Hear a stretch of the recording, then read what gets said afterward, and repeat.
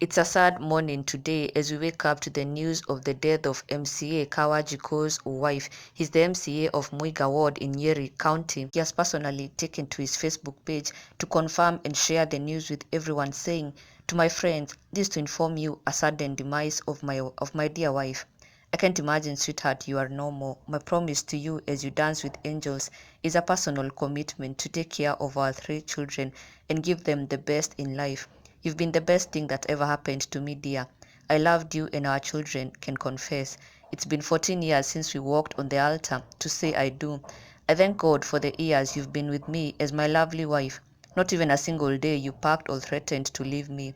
We shall forever be grateful for the love and care you showed me, our children and my family, especially for respecting my mother. Rest in peace, mama of my children. No amount of words can express my pain, Lucy."